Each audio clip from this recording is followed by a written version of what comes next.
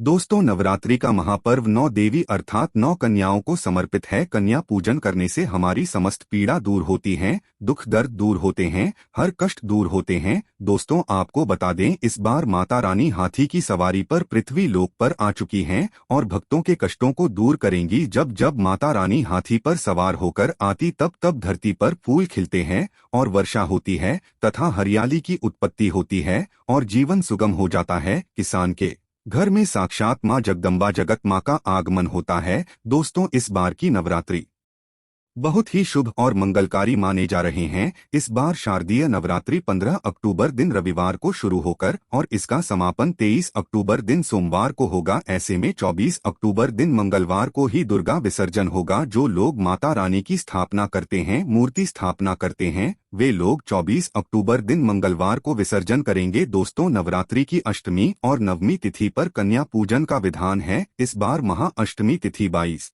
अक्टूबर 2023 यानी कि इस दिन रविवार है और नवमी तिथि 23 अक्टूबर 2023 दिन सोमवार को है। ऐसे में आप अष्टमी और नवमी को इन दोनों तिथियों में कन्या पूजन अवश्य ही करें। कन्याओं को भोजन अवश्य खिलाएं। शास्त्रों में 9 दिनों के नवरात्रि को बहुत ही शुभ और मंगलकारी माना जाता है और वही 8 दिनों के रात्रि को अच्छा नहीं माना जाता। ऐसे में 10 दिनों के नवरात्रि बहुत ही शुभ मानी गई हैं। शास्त्रों के अनुसार नवरात्रि के दिनों में माता रानी का पूजन करने से, कन्या पूजन करने से माँ अभय वरदान प्रदान करती है। कुंडली में जो कष्ट होते हैं उन्हें ठीक कर देती है। श्रीधर की तरह ही सच्चे हृदय वाले व्यक्ति के सभी कष्टों का निवारण माँ शीघ्र ही करती है। माँ की उपासना से विनम्रता का विकास होता है। सभी कष्ट, दरिद्रता, दुख, कष्ट नष्ट हो जाते हैं। माता रानी का व्रत और पूजन किया जाता है, किंतु नवरात्रि के दौरान सबसे ज्यादा महत्व होता है कन्या पूजन का। दोस्तों, कन्या रानी जो होती है फूल की पंखुड़ियों की तरह नाजुक होती है। कन्या के रूप में स्वयं जगदम्बा देवी माता वैष्णो 9 देवियां अर्थात समस्त ब्रह्मांड इनके शरीर के कण कण में वास करते हैं।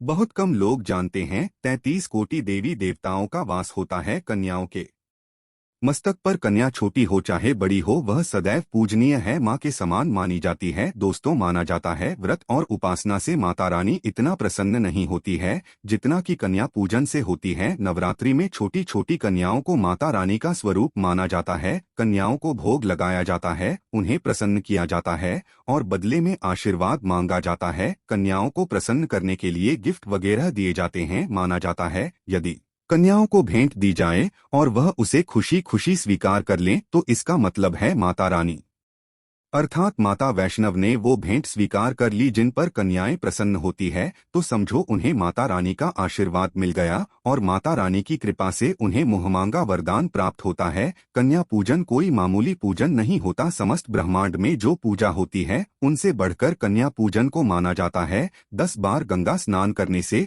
और 100 बार यज्ञ करने से तथा 1000 बार यात्रा करने से जो पुण्य मिलता है वह मात्र एक बार कन्या पूजन करने से करोड़ों गुना भक्त को मिल जाता है, प्राप्त हो जाता है। दोस्तों, इसीलिए कहा जाता है कि कन्याओं को सताना नहीं चाहिए, इससे समस्त ब्रह्मांड हिल जाता है। कन्याओं की जितनी सेवा की जाए कम ही होती है। कन्या ये कोई मामूली नहीं होती। कन्या के रूप में स्वयं उनके मस्तक पर विराजमान होकर स्वयं देवी चलकर आपके घर तक आती है। नवरात्रि में 2 साल से लेकर 10 साल तक की कन्या का पूजन होना चाहिए। अष्टमी अथवा नवमी को कन्याओं के पैर धोकर भोजन कराना, उपहार आदि देना श्रेष्ठ माना जाता है। ऐसा मौका कभी हाथों से नहीं जाने देना चाहिए। इस दिन जितना ज्यादा हो सके कन्याओं को हाथ पकड़कर, पैर पकड़कर अपने घर तक लेकर आए। दोस्तों, वीडियो में आगे बढ़ने से पहले आप अपनी राशि भी कमेंट बॉक्स में अवश्य डाल दीजिएगा। यदि हमारे पास कोई उपाय होगा तो वह आकर हम आपके कमेंट के रिप्लाई में बता देंगे। कोई भी राशि के अनुसार यदि उपाय करता है तो माता वैष्णो बड़ी प्रसन्न होती हैं और ऐश्वर्य करती हैं, मालामाल बना देती है। इसीलिए राशि कमेंट में अवश्य छोड़ें और हाँ, माता को एक लाइक अवश्य करें। लाइक करने में कंजूसी न करें। दोस्तों, कैसे करें कन्याओं का स्वागत? कन्या जब आपके घर आए तब सभी के पैरों को दूध और पानी से उनके पैरों को धुलना चाहिए। खासकर मर्दों को कन्याओं के पैर अवश्य धोने चाहिए, इससे माँ वैष्णो प्रसन्न होती है। दोस्तों, फिर उसके पश्चात कन्याओं को किसी साफ जगह पर जमीन पर कपड़ा बिछाकर बैठना चाहिए, उनके माथे पर अक्षत फूल लगाना चाहिए, फिर उसके पश्चात भोजन ग्रहण करवाना चाहिए। किंतु हमेशा याद रहे, कन्याओं की थाली में 3 पुरियां कभी ना रखें, इसे शुभ नहीं घोर अशुभ माना जाता है। 3 पुरियां तथा 3 रोटियां मरने वाले व्यक्ति के लिए निकाली जाती है और जेल में कैदियों के लिए दी जाती है। ऐसे में कन्याओं को उनकी थाली में 3 पूरी कभी ना दे, किंतु 1-2 करके पूरियां दे सकते हैं। इससे 3 संख्या बढ़ जाती है और दोष भी नहीं लगता। दोस्तों, कन्याओं को खाना खिलाने के पश्चात अंतिम में उनके सर पर लाल चुनरी उड़ा देना चाहिए और भोजन में आपको खीर, पूरी, हलवा, चना तथा आलू की सब्जी, छोले वगैरह की सब्जी खिलानी चाहिए। पनीर आदि भी खिलाया जा सकता है। वैसे माता रानी का प्रिय भोजन खीर, हलवा, पूरी और झोले आदि ही है, किंतु भूल से भी लहसुन और प्याज का प्रयोग कभी ना करें, अन्यथा अनर्थ हो जाएगा। अक्सर कई लोग कन्याओं को कुरकुरे का पैकेट, चिप्स वगैरह का पैकेट देते हैं,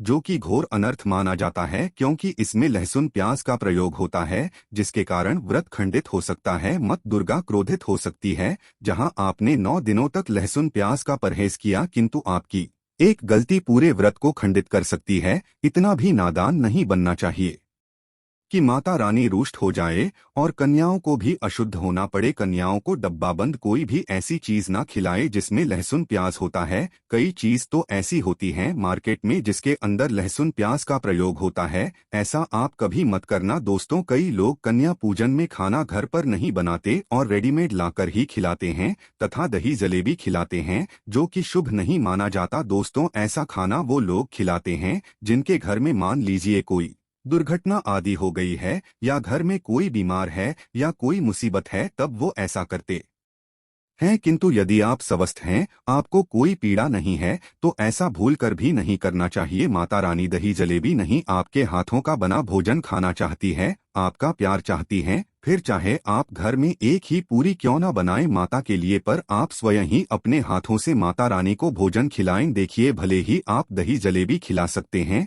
परंतु माता को घर का बना हुआ शुद्ध भोजन ही अति प्रिय है। खासकर नवरात्रों के दौरान घर में पका खाना अवश्य बनाना चाहिए। माता रानी बहुत प्रसन्न होती है। घर का बना पक्का खाना ही कन्याओं को खिलाना चाहिए। हमेशा याद रखें, कन्याओं को प्लास्टिक के बने धोने में खाना नहीं खिलाना चाहिए। ऐसे बर्तन पूजा पाठ के लिए शुभ नहीं अशुभ होते हैं, क्योंकि प्लास्टिक के ज्यादातर बर्तन जो होते हैं जानवरों की हड्डियों द्वारा बनाए जाते हैं। इसीलिए ऐसा पाप मत करना। कन्याओं को हमेशा स्टील के बर्तन या पत्तों से बने बर्तनों में ही भोजन कराना चाहिए। बहुत ही शुभ माना गया है। यदि पेड़ के पत्ते में भोजन कराते हैं तो माता अभय वरदान प्रदान करती है। दोस्तों, एक और बात हम आपको बताने वाले हैं कि यदि नवरात्रों के समाप्त होने के पश्चात यदि बीच में कन्या पूजन में शुक्रवार का दिन पड़ जाए तो कन्याओं को कोई भी खट्टी चीज नहीं खिलाना चाहिए, क्योंकि शुक्रवार का दिन माता संतोषी को समर्पित होता और माता संतोषी नवरात्रों के दिनों में सक्रिय अवस्था में होती है,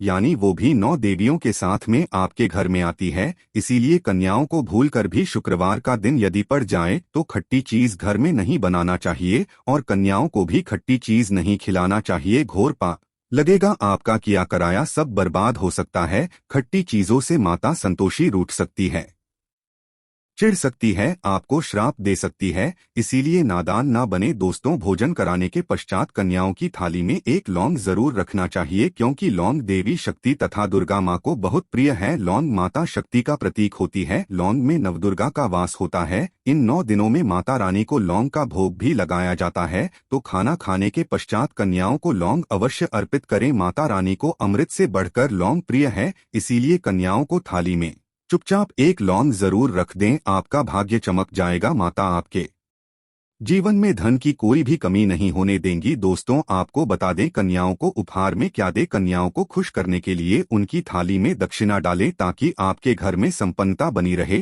तथा धन की कोई भी कमी ना हो। कन्या जब आपके घर से खुशी खुशी धन लेकर जाती है तो वह भी आपको खुशी खुशी कई गुना धन प्रदान करती है। इस समय कंजूसी मत करना। खुशी खुशी कन्याओं को धन अवश्य देना। कन्याओं को कोई सुंदर गिफ्ट दे सकते हैं। शास्त्रों में बताया जाता है कि कन्या जितना खुश होती है, माता रानी उतना ही जल्द फल की प्राप्ति प्रदान करती है। ऐसे में आप कन्याओं को चॉकलेट बॉक्स दे सकते हैं तथा खूबसूरत कपड़े दे सकते हैं। याद रहे, काले कपड़े ना दे, स्टील के बर्तन भी गिफ्ट के तौर पर दे सकते हैं। याद रहे कि कन्याओं को लोहे का कोई भी सामान नहीं देना चाहिए, नहीं तो राहु केतु का प्रभाव आपके जीवन में प्रवेश कर जाएगा। राहुकाल तथा राहु दोष आपको लग जाएगा, आप बर्बाद भी हो सकते हैं। दोस्तों, जब कन्या अपने घर के लिए प्रस्थान करें तो उनके पैर अवश्य छू लें और अपने मन में अपनी प्रार्थना करें। सच्चे दिल से मांगी हुई मन्नत माता रानी अवश्य ही पूरी करती है सच्चे दिल का मतलब होता है मन में कोई भी लालच ना हो, और यदि वो लालच माता को पाने के लिए बन जाए तो उसे बोलते हैं सच्ची श्रद्धा और सच्ची भक्ति। ऐसी भक्ति के आगे स्वयं 33 कोटि देवी देवता आपको नमस्कार करते हैं। तो दोस्तों, आज की प्रस्तुति में इतना ही। वीडियो को लाइक अवश्य करें। अंत तक बने रहने के लिए धन्यवाद।